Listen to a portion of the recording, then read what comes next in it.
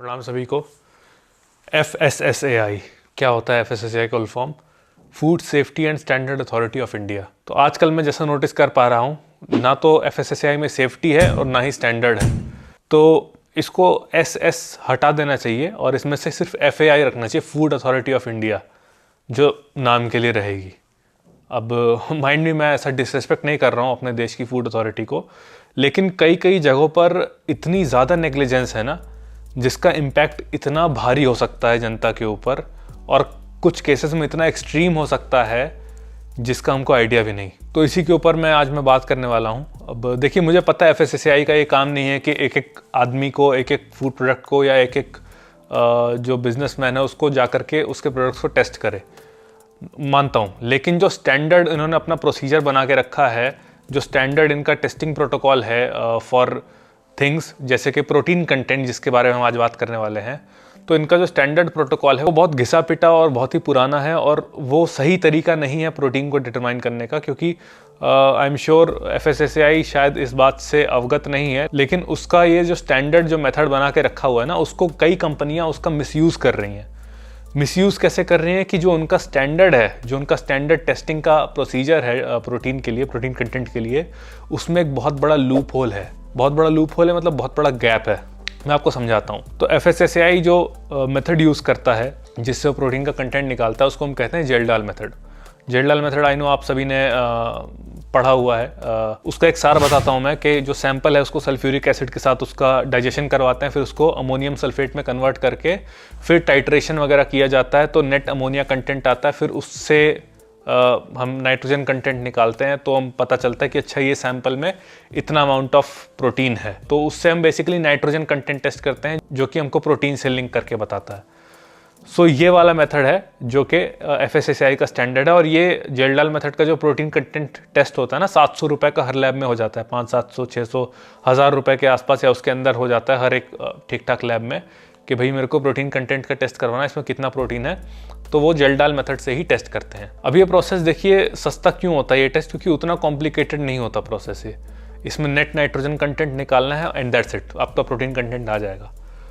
तो क्योंकि ये प्रोसीजर सेट था FSSAI के लिए, तो कई सारी कंपनियों ने ना इसका मिसयूज़ किया। मिसयूज़ कैसे कि मैं बताता हूँ।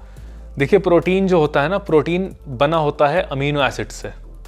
मतलब अमीनो एसिड समझो कि बिल्डिंग ब्लॉक्स ऑफ प्रोटीन।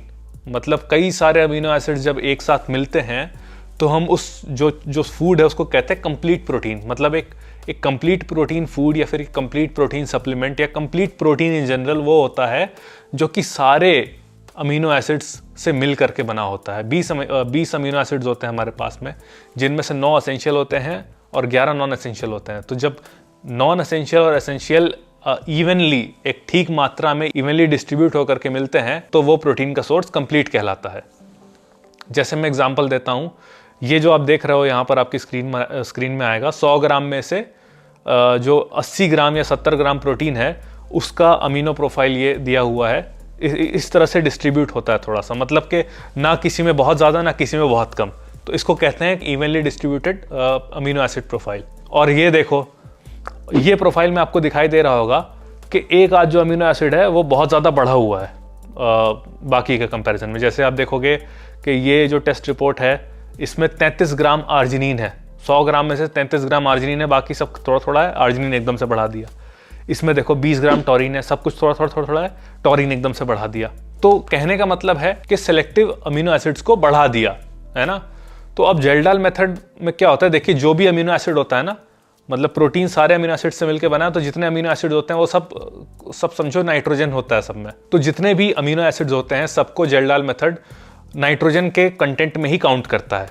मतलब कि जेल-डाल मेथड से अगर आपको कोई कहता है कि 20 ग्राम प्रोटीन टेस्ट करना है जिसमें अमीनो एसिड प्रोफाइल पूरा है, और 20 ग्राम प्रोटीन टेस्ट करना है जिसमें से 15 ग्राम सिर्फ आर्जिनिन है ना, तो अब जो जेल-डाल मेथड है वो तो नाइट्रोजन कंटेंट निकाल रहा है ना। तो जो 20 ग्राम प्रोटीन जिसमें पूरे अमीनो एसिड्स हैं, तो उसके लिए तो वो भी 20 ग्राम नाइट्रोजन है। और जो 20 ग्राम जिसमें से 15 ग्राम सिर्फ आर्जिनिन है, उसके लिए तो वो भी पूरा का पूरा नाइट्रोजन है, क्योंकि है तो अमीनो एसिड ना। तो ये एक बहुत बड़ा फ्लॉ है, क्योंकि जेल-डाल मेथड ये डिफरेंशिएट नहीं कर पाता कि जो प्रोटीन है, पूरा प्रोटीन कंटेंट है वो कंप्लीट है कि या इनकम्प्लीट है, तो इससे हमको एक नंबर तो आ जाता है लेकिन वो नंबर अधूरा होता है। मतलब पूरा उसके पीछे की पूरी कहानी नहीं पता होती हमको। वो नंबर हमको दिख रहा है 20 ग्राम प्रोटीन है, बट वो 20 ग्राम के सच में पूरा कंप्लीट प्रोटीन है ये हमको नहीं पता होता। और ये जो टेस्टिंग का मेथड है ये FSSAI का स्टैंडर्ड है। इसी का फ़ायदा कुछ कंपनियां उठा रही हैं। आप एक बहुत पॉपुलर कंपनी को जानते हो जिनके साथ मैं केस भी लड़ रहा हूं। मल्टीपल लैब टेस्ट की रिपोर्ट्स ने ये शो किया है, अच्छी खासी NABL एक्रेडिटेड लैब्स जिनको FSSAI भी मान्यता देता है, उनका किया हुआ टेस्ट ये शो करता है कि उस कंपनी ने एक अमीनो एसिड को बहुत ज़्यादा बढ़ा के रखा हुआ है। जैसे कि आर्जिनिन को बढ़ा दिया कुछ बैच में टॉरिन को बढ़ा दिया। तो ये इस तरह का काम करते हैं क्योंकि ये सस्ता पड़ता है। उनका प्रोडक्शन कॉस्ट जो होता है बाकी कंपनीज से वो 1/3 बैठता है। और जब कोई भी इंसान कंप्लेन करेगा कि भाई इसमें प्रोटीन कंटेंट उतना नहीं है, तो FSSAI कहेगा अच्छा प्रोटीन नहीं है, लाओ टेस्ट करते हैं। वो टेस्ट किससे करेगा? टेस्ट करेगा अपना जो स्टैंडर्ड बना के रखा है, जेल-डाल मेथड। तो कहाँ से पता चलेगा? सो इन ऑर्डर टू चेक कि कोई कंपनी जो है प्रोटीन वो जेन्युइन प्रोटीन प्रोवाइड कर रही है, क्वालिटी प्रोटीन प्रोवाइड कर रही है, कंप्लीट प्रोटीन प्रोवाइड कर रही है, हमको ये चेक करना बहुत ज़रूरी है कि वो प्रोटीन जो है उसमें का जो मेजॉरिटी है वो सिर्फ एक अमीनो एसिड से मिलके तो नहीं बन रहा है प्रोटीन, या फिर वो इवनली सारे अमीनो एसिड जो हैं वो डिस्ट्रीब्यूटेड हैं। ये चेक करना बहुत ज़रूरी है। So I would request FSSAI officials जितने भी ये वीडियो देख रहे हैं कि अमीनो प्रोफाइलिंग को आप अपना स्टैंडर्ड बनाइए फॉर प्रोटीन कंटेंट जितने भी, क्योंकि फूड सप्लीमेंट्स में, न्यूट्रास्यूटिकल्स में, हेल्थ लाइन में जो भी जो वे प्रोटीन्स एंड ऑल जो लोग मैन्युफैक्चर कर रहे हैं या जो कंपनीज जो इनको मार्केट कर रही हैं, वो इस आपके जो लूप होल है इसका बहुत बड़ा फ़ायदा उठा रही हैं। और एट दी एंड इससे लॉस किसका हो रहा है? लॉस हो रहा है कंज्यूमर्स का। उस बच्चे का हो रहा है जो सोच रहा है कि मैं 800 रुपये में 1 किलो प्रोटीन पी रहा हूँ, तो एक स्कूप में 25 ग्राम लिखा है तो 25 ग्राम ही मिल रहा है ना, उस बच्चे का हो रहा है। और ये तो छोटी पिक्चर है कि आपको प्रोटीन कम मिल रहा है। इसके बड़े लार्जर अगर आप साइड इफ़ेक्ट्स देखोगे तो बहुत बड़े बड़े साइड इफ़ेक्ट्स हैं। नौजिया, पेट का गड़बड़ होना, और मैंने तो पहले भी कहा हुआ है कि जो लोग प्री एग्जिस्टिंग जिनको किडनी और हार्ट इश्यूज़ हैं उनका मामला सीरियस हो सकता है इतना आर्जिनिन लेने से। समझ के आपको डोज लेना चाहिए। ज़्यादा डोज में बहुत ज़्यादा साइड इफेक्ट्स हो सकते हैं, इवन डेथ पॉसिबल होता है। बहुत ज़्यादा सीरियस साइड इफेक्ट्स हो सकते हैं बहुत ज़्यादा डोज में लिया जाए तो। खासकर जिन लोगों को एलर्जी या एस्थमा है, उन लोगों की एलर्जिक रिस्पॉन्स या एस्थमा या आपके सांस की नलियाँ बिल्कुल वहाँ पे सूजन आ सकती है, ब्लॉकेज अस्थमा का बढ़ सकता है दिक्कत। सो इसीलिए आर्जिनिन एलर्जी एस्थमा वाले लोग जिनको ये प्रॉब्लम होती है उनको नहीं लेना।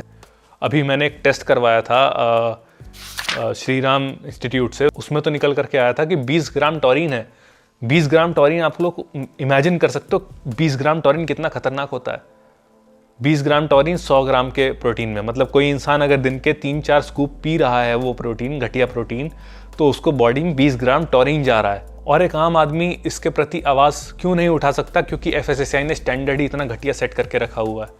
और ऐसा नहीं है कि मैंने इनको कांटेक्ट करने की कोशिश नहीं की, मैंने FSSAI को बहुत कांटेक्ट करने की कोशिश की अपने पर्सनल माध्यम से जितना हो सकता था।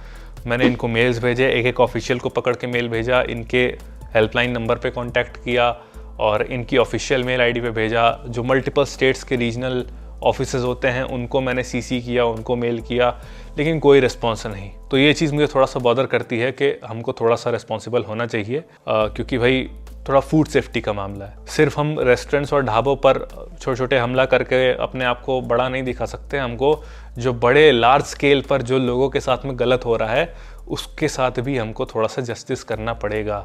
सो जितने भी लोग मेरा वीडियो देख रहे हैं, मैं सबसे चाहता हूँ कि आप FSSAI को एक मेल डालो कि replace Kjeldahl method with amino profiling method for protein content test. नहीं तो उनको कुछ ना करो। अगर आप उतनी भी मेहनत नहीं करना चाह रहे हो तो आप मेरी ये वीडियो का लिंक उनको मेल कर सकते हो।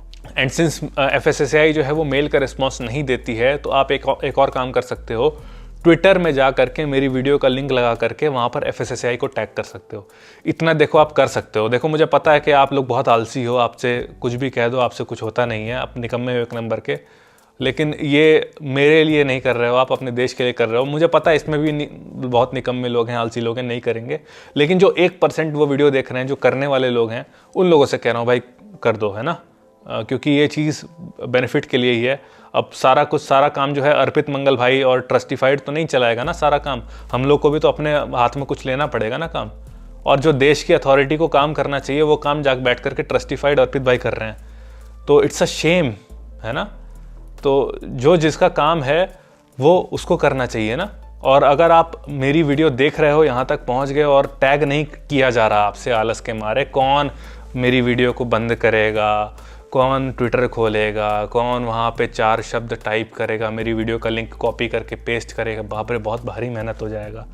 जो लोग इस तरह के हैं ना, फिर भाई तुम लोग ट्रस्टिफाइड के कमेंट सेक्शन में जा करके ना डिमांड करना भी बंद कर दो, मैं हमको ये वाले का टेस्ट चाहिए, वो वाले का टेस्ट चाहिए, शर्म करो। Okay, so that was pretty much it, and sorry अगर थोड़ा सा हार्श हो गया हो, बट ये मैं नहीं बोल रहा हूँ, मेरे अंदर का फ्रस्ट्रेशन बोल रहा है आज की जनरेशन को देख करके, जो कि इतना आलसी और इतना छोटा अटेंशन स्पैन, और मतलब क्या हो गया है दिमाग में। मतलब कोई सिंसियर काम करने में नानी याद आ जाती है, फालतू काम करवा लो उनसे जितना मन करे, टिकटॉक दिखवा लो, रील दिखवा लो, दिन भर 4-4 5-5 घंटे बैठ के रील देख लेंगे, लेकिन जहाँ काम एक्शन लेने की आती है वहाँ पर, सो इट्स अ रिक्वेस्ट,